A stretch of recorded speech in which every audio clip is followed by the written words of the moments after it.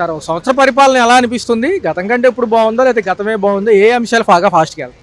మిగతా విషయాలన్నీ బాగున్నాయి కానీ ఎంప్లాయీస్కి పెన్షనర్స్కి మాత్రం వాళ్ళ మీద దృష్టి పెట్టట్లేదు.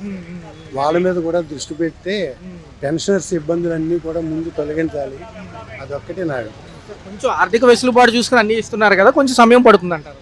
ఇప్పటికే 12 నెలలు దాటిపోయింది, సంవత్సరం దాటిపోయింది. ఇప్పటిదాకా కనీసం ఒక్క డిఏ కూడా ఇవ్వలేదు. కనీసం అంతా ఒకసారి ఇవ్వక్కర్లా, కొంచెం కొంచెంగా ఇవ్వటం, దానికి ఒక ప్రోగ్రాం పెట్టి ఇలా మేము మీకు ఇస్తాము అని చెప్తే మేమంతా సంతోషపడతాం. వార్తా సంస్థల్లో, వార్తాపత్రికల్లో కానివ్వండి, వార్తా ఛానల్స్లో కానివ్వండి, నిన్న మొన్న కూడా ఒక అంశం హైలైట్ అవుతుంది. ఏదైతే ఉందో కొవ్వూరు ఘటన ఏదైతే ఉందో మహిళకు సంబంధించి అక్కడ స్థానిక ఎమ్మెల్యే గారి పైన మాజీ మంత్రి వ్యాఖ్యలు చేశారు. అది చాలా దారుణమైన విషయం. అంత దారుణంగా ఇప్పుడు మాట్లాడకూడదు. అంటే మాజీ ఎమ్మెల్యే గారు ప్రసన్న కుమార్ రెడ్డి గారు ఏమో ప్రశాంత్ రెడ్డి పైన ఇట్లాంటి వ్యాఖ్యలు ఎలా అంటారు? ఆవిడేం పిహెచ్డీ చేశారంటే ఈవిడ అన్నింటిలో పిహెచ్డీ చేసిందంటారు. అది చాలా దారుణంగా ట్రోల్ చేయటం. అది అసలు వైసీపీ వాళ్ళు తగ్గించుకుంటే మంచిది, లేకపోతే వాళ్ళకి ఇంకా మనుగడ ఉండదు. ఎందుకంటే సార్ ఆవిడేమో మహిళా నేత, ఆల్రెడీ ఎలక్షన్స్ ముందు నా మీద క్యారెక్టర్ అసాసినేషన్ చేశారు, ఏవేవో ఇంటర్నల్గా మాట్లాడుతున్నారు, అది పద్ధతి కాదనేది ఆవిడ వాదన. నేను ఏదైతే ఉందో పరిపాలనకు సంబంధించి అవినీతి గురించి మాట్లాడుతున్నాను, అక్కడ జరిగిన గతంలో ఆయన ఇంత పర్సనల్గా తీసుకుని మాట్లాడాల్సిన అవసరం ఏముంది? నేను కార్యకర్తలని నా సామాజిక వర్గాన్ని ఆపగలిగాను కానీ అభిమానులు ఆపలేకపోయాను, అందుకే ఘటన జరిగింది అని చెప్తున్నారు. దాని మీద నేనేం కామెంట్ చేయలేదు. ఎంచేతంటే ఇలాంటి ఇన్సిడెంట్స్ జరిగినప్పుడల్లా ఎక్కడో అక్కడ అల్లర్లు జరుగుతూనే ఉన్నాయి. ఆ అల్లర్లను ఎవరో ఆపలేరు. అవి మాత్రం రెచ్చగొట్టకుండా ఉంటేనే అందరికీ మంచిది. చూసుకున్నట్లయితే నెల్లూరులో ఆయన స్వగృహం డ్యామేజ్ అయింది సార్, నిన్న వార్తల్లో కూడా అదే. ఆయన కూడా గట్టి కౌంటర్ ఇస్తున్నారు. మరి ఎలా చూడాలి? ఆయన నేను కనుక ఉండుంటే నా పైన కూడా దాడి చేసి చంపేసేవాళ్ళు అనేది ఆయన వ్యాఖ్య. ఏం చంపేసేంత ఇదేం ఉండదు అక్కడ. ఎవరు కూడా కావాలని కేసుల్లో ఇరుక్కోరు. ఆ క్షణికావేశంలో ఇలాంటివన్నీ జరుగుతూ ఉంటాయి. కానీ ఈ దాడి తప్పే ఆయన రెచ్చగొట్టడం అంతకంటే. మరొక అంశం చూసుకుంటే ఈరోజు చిత్తూరు జిల్లా పర్యటన ఉంది. జగన్మోహన్ రెడ్డి గారు వెళ్ళబోతున్నారు. మామిడి రైతుల మద్దతు ధర గురించి గతంలో 2.5 ఉండేది, ₹4 పెంచామంటున్నారు. ఎలా ఉండబోతుంది? ఆల్రెడీ సీజన్ ఎండింగ్ వచ్చింది కదా. ఇదంతా కూడా బోగస్తే. ఆయన ఏంటంటే అల్లర్లు చేసి ఆయన ఇమేజ్ పెంచుకోవాలని చెప్పి చూస్తున్నాడు. ఆయన నిజంగా ఏదైనా ఓదార్పు యాత్ర అది చేయాలనుకుంటే ఆయన 5-6 మనుషులతో కలిసి వెళ్ళి చేయొచ్చు, అక్కడే ప్రొటెస్ట్ చేయొచ్చు. ఈ రోడ్ షోలు, ఈ మనుషుల్ని చంపేయటాలు ఇవన్నీ కూడా అనవసరం. ఆంక్షల మధ్యలోనే ఈ యొక్క పర్యటన ఉంది సార్. మరి హెలిప్యాడ్ దగ్గర 30 మంది, 500 మంది రమ్మంటున్నారు మార్కెట్ కూడా. 500 మందికి వాళ్ళు పర్మిషన్ ఇచ్చారు, కానీ వాళ్ళు అక్కడితో ఆగుతారని ఇదేం లేదు. ఆయన ఉద్దేశం ఏంటంటే రెచ్చగొట్టి రాజకీయ లబ్ధి పొందాలి. ఈ యొక్క వ్యవహారం 1 సంవత్సర పాలన మీద గడప గడప ప్రోగ్రామ్స్ పెట్టారు. ఏమైనా సక్సెస్ఫుల్గా అనిపించినాయా లేకపోతే ఏంటి? కొన్ని వార్తా సంస్థల్లో ఛానల్స్ కూడా నిర్వీర్యం అవుతున్నాయి అంటున్నారు, నిజమేనా? ఎక్కడ నిజమండి? ఎవరికి ఇచ్చారండి చెప్పండి. పలానా వాళ్ళకి ఇచ్చాను, 3 అన్నారు, ఒకరికి వేస్తున్నారు, 2 మరి దొబ్బేస్తున్నారు. ఏమండి అది కరెక్టా? బాబు వస్తాడు అని బాబు వచ్చి ఏం చేశాడు? ఏమండి మీ ఒక ప్రభుత్వం కాదు కదా, 3 పెట్టుకున్నారు, అది కరెక్టా? నారావారు అన్నారు, నారావారు ప్రభుత్వం కాదు కదా, నందమూరి వాళ్ళది తెలుగుదేశం ప్రభుత్వం. మీరు నారావాళ్ళు, మీది కాదు కదా, అది నందమూరి వాళ్ళది. అది రాజశేఖర రెడ్డి గారు కొడుకు కాబట్టి, అలా మడ్డకు పుట్టాడు కాబట్టి అది జగన్మోహన్ రెడ్డి వైఎస్ రాజశేఖర రెడ్డి గారిని ప్రభుత్వం పెట్టుకున్నాడు. మీ ప్రభుత్వం ఎలా పెట్టుకున్నారు?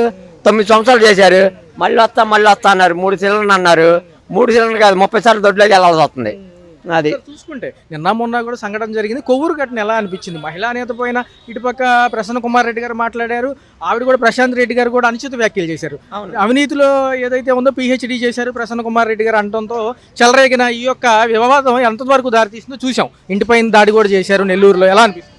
అక్కడ దాకింది స్వామి, అలా కాదని నేను నిన్న జగన్మోహన్ రెడ్డి గారు పులివెందులు వెళ్ళారు, ఆయనకి ఏమి ఇచ్చారని మాకు అదొక్కటి చెప్పండి. నిన్న జగన్మోహన్ రెడ్డి వాళ్ళ నాన్నగారు పుట్టినరోజు, కారు పక్కన ఎవరు ఉండకూడదంటే మరి నీకైతే నీ సొంత ప్రాణం, యువతలో సొంత ప్రాణం కదా. ఎలా ఉంది సార్? అంటే ఈ ఘటన పర్టికులర్గా ఈ ఘటన నెల్లూరు ఘటన ఎలా అనిపిస్తుంది? అక్కడ దాడి చేయడం ఎంతవరకు? ఇంటి మీదకి వెళ్ళి మరి కరెక్టా? అది కరెక్టా? అన్నం తినే వాళ్ళు చేస్తారా? అదే రాజశేఖర రెడ్డి గారు మమ్మల్ని అన్ని పలగొట్టారు, జగన్మోహన్ రెడ్డి సీఎం అయ్యాడు, మన అక్కడ ఎన్టీఆర్ జిల్లా పెట్టాడు, ఎన్టీఆర్ అక్కడ సర్కిల్ తీసేవచ్చు మరి, అది బెంచ్ కమిటీ ద్వారా అది అడ్డమే కదా.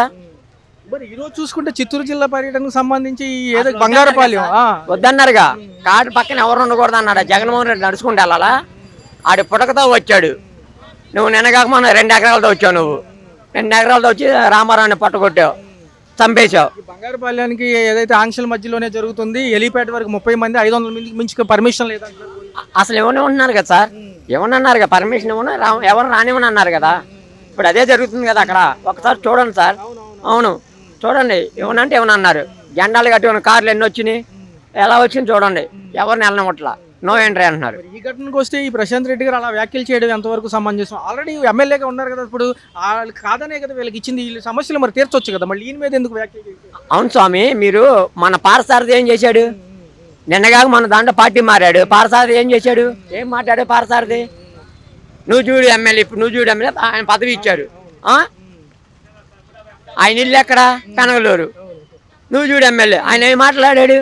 అది కట్ట? అది కట్ట కాదు కదా అది.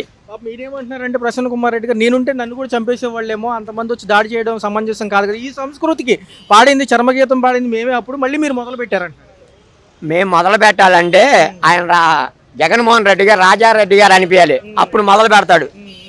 మీలాగా మేము దొంగ దెబ్బలు తీయడం మా చేత కాదు, మాకు చేత కాదు స్వామి.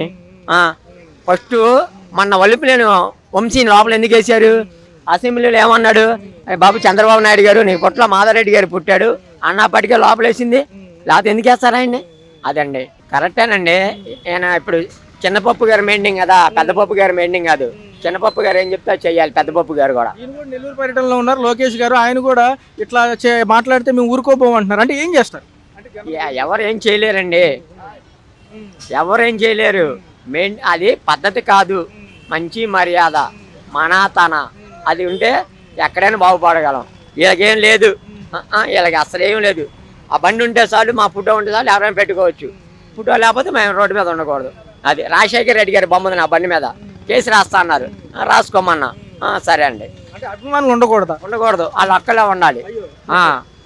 స్వామి ఆ మాట కరెక్టే, ఆమెని ప్రెషర్ ఇచ్చారు అక్కడ, మరి చెయ్యాలిగా. అది బాబొత్తాడని అది.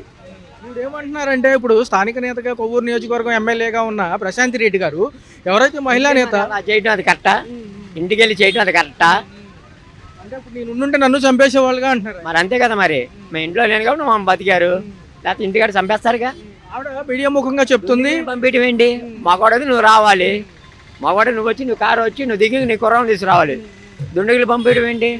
అది గతంలో ఆయన కూడా వైసీపీ నుంచి వెళ్ళిన నేత ప్రభాకర్ రెడ్డి గారు ఇప్పుడు ఎవరైతే ఉన్నారో ఆవిడ భార్య, ఈవిడ ఎవరైతే ఉందో ఇక్కడ నుంచి వైసీపీ నుంచి వెళ్ళిన నేతే. మరి ఎలా ఉంది సార్, ఎందుకని ఇంత వ్యతిరేకంగా అవుతున్నారంటారు? వ్యతిరేకం అంటే మనకు కావాలని గొడవ, మాకు ఎవరి మీద పొల పెట్టాలి, అది మా పరిస్థితి. మా వైసీపీ వాళ్ళు ఎవరు ఉండకూడదు. నిన్న పార్థసారథి అన్నారు కదా, పార్థసారథి అని కొల్లి రవీంద్ర గారు ఉన్నారు కదా, వైసీపీ మొత్తం ఖాళీ చేసేస్తారని. మరి కొల్లి రవీంద్ర గారు మన జైల్లోకి ఎందుకు వెళ్ళాడు? నువ్వు మర్డర్ కేసులో ఉన్నావు కాబట్టి నువ్వు జైల్లోకి వెళ్ళింది. అది ఎలా ఉండబోతుంది సార్? మరి ఈరోజు ఈ మామిడి రైతుల పరామర్శ సాగుతుంది, అక్కడ కూడా ఆయన గందరగోళం సృష్టిస్తారు. అది సృష్టిస్తారని రైతులు తెలియాలండి, మనం అనకూడదు. సంవత్సర పరిపాలన ఎలా అనిపిస్తుంది? మాజీ నాయకులు ప్రజల్లో ఉంటున్నారు, ప్రస్తుత ప్రభుత్వ నాయకులు ప్రజల్లో ఉంటున్నారు. ఎలా ఉంది? కొంచెం ఫాస్ట్గా వెళ్తున్నట్టే. ఏ అంశాలు నచ్చాయంటారు? మీ ఎక్స్పీరియన్స్ ప్రకారం ఎంతో మందిని చూసుంటారు ఇప్పుడు వరకు, సీఎంలను కూడా. ఎలా ఉంది అంటే ఇప్పుడు అమరావతి వీటి మీద ఎక్కువ ఫోకస్ చేస్తున్నారు కదా, దానిపైన. అమరావతి బాగుంది. మరి ఏంటి సార్, ఎలా ఉన్నాయి రోడ్ల వ్యవస్థలు, ఎలా ఉన్నాయి? కరెంట్ ఛార్జీలు కొంచెం ఇబ్బంది పెడుతున్నాయి. కరెంట్ ఛార్జీలు. అయితే మాజీ ముఖ్యమంత్రి జగన్మోహన్ రెడ్డి గారు చిత్తూరు జిల్లా మామిడి రైతుల పరామర్శకు వెళ్ళబోతున్నారు ఈ రోజు. ఎలా అనిపిస్తుంది? ఆయన కూడా పాపం ఓడిపోయి ఉన్నాడు, బేరీలు వేసుకుంటున్నారు, మళ్ళీ ప్రజల్లో కలుస్తారంటున్నారు. వచ్చే అవకాశం లేదంటారా? లేదండి. మరి పరామర్శ దేనికంటారు? మామిడి రైతులకు సంబంధించి ఏదైతే గిట్టుబాటు ధర లేదా, ఏదో ఆయన పేరు కోసం. ఏదైతే ఈ యొక్క కొవ్వూరులో కూడా ఘటన జరిగింది, మాజీ ఎమ్మెల్యేకి స్థానిక ఎమ్మెల్యేకి, ఆయన ప్రసన్న కుమార్ రెడ్డి, ప్రశాంతి రెడ్డి, వీళ్ళిద్దరూ కూడా మాట్లాడుకుని ఆయన ఇల్లు ధ్వంసం అయ్యింది మాజీ ఎమ్మెల్యే గారు. ఎలా? అవి మా ఏరియా కాదు మాకు. అంటే జగన్మోహన్ రెడ్డి గారు ఎక్కడికి వెళ్ళినా ప్రజలు వస్తున్నారు, మళ్ళీ మరి ఎలా ఉంది? ఏదైనా ఘటన జరుగుతుందని చెప్పి పర్మిషన్లు తక్కువ ఇస్తున్నారు ఈసారి. ఏముండదండి. గతంలో సంక్షేమం ఏమైనా అందుకున్నారా ఆయన హయాంలో? ఏం లేదు. అంటే మాజీ నాయకులపైన దాడులు ఇవన్నీ ఎలా అనిపిస్తున్నాయి? రెడ్ బుక్ పరిపాలన అంటున్నారు కదా చాలా వరకు. అది అసహ్యంగా. రైతులకి ఇంతకుముందు ఏం చేయలేదంటారు ఆయన కూడా. ఏం చేయలేదు. మరి ప్రస్తుత ప్రభుత్వం గిట్టుబాటుకు సంబంధించి ఎలా ఉండబోతుంది? గతంలో 2.5 వచ్చేది కేజీకి, ఇప్పుడు 4 రూపాయలు అంటున్నారు కదా తోతాపురి రకం. ఎలా అనిపిస్తుంది మార్కెట్లో? బాగానే ఉంది. మరి చూసుకుంటే అన్నదాతగా సుఖీభావ పేరుతో పెట్టుబడి సాయం ఉంది సార్. ఈ నెల 12, 13 అంటున్నారు. మరి ఎలా ఉండబోతుంది తదుపరి? బాగానే ఇస్తున్నారు. కేంద్ర ప్రభుత్వం ఇచ్చే డబ్బులతో కలిపి అంటున్నారు కదా. బాగానే ఉంది. లోకేష్ గారి పనితీరులు ఎలా ఉన్నాయి? పవన్ కళ్యాణ్ గారు ఉప ముఖ్యమంత్రి కాబట్టి ఆయన ఎలా చేస్తున్నారు? వాళ్ళిద్దరు పని బాగానే ఉంది. ఇద్దరు బాగా. అంటే ఎన్ని కష్టాలు నష్టాలు పెట్టినా మేము పడతాము, మళ్ళీ వచ్చేది మా ప్రభుత్వమే. జగన్ అన్న 2.1 గతంలో చెప్పారు కదా, ఎలా ఉంది? బాగానే ఉంది. చూసుకున్నట్లయితే ప్రభుత్వ తీరు 1 సంవత్సరం గడిచింది. ఒక పక్క మాజీ ప్రభుత్వాలు జనంలోకి వస్తున్నాయి, ప్రస్తుత ప్రభుత్వాలు తమ ఫీడ్బ్యాక్ తెలుసుకుంటున్నాయి. దాని పేరు తొలి అడుగు అని పెట్టారు ప్రస్తుతం ప్రభుత్వం. కూటమి ప్రభుత్వం యొక్క పరిపాలన ఈ సంవత్సరం ఎలా అనిపించింది? ఏ ఫాస్ట్గా వెళ్తుంది, ఏ స్లోగా వెళ్తుంది, మీ అభిప్రాయం ప్రకారం? బాగుందండి, ప్రభుత్వం బాగుంది. గత ప్రభుత్వం కంటే ఈ ప్రభుత్వం పర్వాలేదండి, చాలా బాగుంది. అన్నీ బాగానే జరుగుతున్నాయి. ఈ గత ప్రభుత్వంలో అంటే పెద్ద బాగుండేది కాదండి. సంక్షేమం గట్రా అన్నీ పర్ఫెక్ట్గా బాగానే ఉన్నాయండి ప్రజెంట్ అయితేనే. ఇంకా ముందు ముందు ఇంకా డెవలప్మెంట్ కావాలని కోరుకుంటున్నాను. ప్రజెంట్ అయితే మాజీ ముఖ్యమంత్రి గారు కూడా ప్రజల్లోకి వస్తున్నారు. ఓడిపోయారు, మేము బేరీలు వేసుకుంటున్నాం ఎక్కడ ఓడిపోయాము, గతంలో చేసిన తప్పులు చేయకూడదు అనేది ఆయన వాదన. జగన్ 2.0తో పాదయాత్ర అంటున్నారు. ఎలక్షన్స్కి ముందు వచ్చి ఇక 4 ఏళ్ళ సమయం ఉంది. ఒకవేళ 2027 జమిలీ వస్తే మళ్ళీ హడావుడిగా ఉంటుంది. మరి ఎలా అనిపిస్తుంది? ఇవన్నీ అంటే ఇవన్నీ జమిలీ అన్నది ప్రజెంట్ అయితే తెలుగుదేశం తిరిగి చూసుకోక్కర్లేదండి ప్రజెంట్ అయితేనే. ఇది వరకు అంత దారుణం లేదండి, ఏదో ప్రజెంట్ పర్వాలేదండి. ఈ అన్న క్యాంటీన్లు అనగా ఇవి అనగా ప్రజెంట్ పర్ఫెక్ట్గా ఉన్నాయండి. ఇంకా రానున్న కాలంలో ముందు ముందు ఇంకా అమరావతి అనగా ఇవన్నీ డెవలప్మెంట్ అవుతుందని కోరుకుంటున్నామండి. నిన్న మొన్న ఒక ఘటన జరిగింది, కొవ్వూరు ఘటన ఏదైతే ఉందో, మాజీ ఎమ్మెల్యేకి మళ్ళీ స్థానిక లేడీ ఎమ్మెల్యేకి ఒక ఘటన అంశంలో కొంచెం వివాదాలు తలెత్తాయి. ఆవిడేమో పిహెచ్డీ చేశారు అవినీతిలో అని ప్రసన్న కుమార్ రెడ్డి గారిని అంటే మా వైసీపీ మాజీ ఎమ్మెల్యే, ఈవిడ పేరు ప్రశాంతి రెడ్డి. ఈవిడేమంటున్నారు అంటే ఏదైనా రాజకీయ పరంగా మాట్లాడాలని కౌంటర్ రీకౌంటర్లతో కొంచెం రసాభాసగా మారింది. ఏమంటారు? ఇలాంటి చర్య ప్రతిచర్యలు ఎలా ఉంటాయి? ఇవన్నీ రాజకీయంలో కామన్ అండి. అవి ఏమి పెద్ద అంటే ఒకళ్ళ మీద ఒకళ్ళు పెట్టుకోవడం అవి ఏమి పెద్ద ఇదిగా ఏమి పట్టించుకోవాల్సిన పని లేదని నా ప్రకారం అయితేనండి. అంటే పర్టికులర్గా అవినీతిలో పిహెచ్డీ చేయడం అనడంతో ఆయన కౌంటర్ ఇచ్చారు. సరే, ఇది మనకి ఇంకా పెద్ద అవగాహన. అయితే ఏమైందంటే ఈ ఘటన జరిగిన నిమిత్తం కూడా ఈ ప్రెస్ మీట్ పెట్టిన వెంటనే కూడా నెల్లూరులో ఆయన గృహాన్ని ధ్వంసం చేశారు స్థానిక నేతలు. అయితే అభిమానులు ఆపలేకపోయాను నేను, మా కార్యకర్తలను సామాజిక వర్గాన్ని ఆపానని ఆ లేడీ ప్రశాంతి రెడ్డి గారు అంటున్నారు. సో ఎలా ఉంటాయి ఇలాంటి కొంచెం ఇబ్బందికరమైన వాతావరణం? కొంచెం ఇబ్బందిగా ఉంటుందండి. అలాంటి నా ఉద్దేశ ప్రకారం పెద్ద పట్టించుకోవాల్సిన పని లేదండి.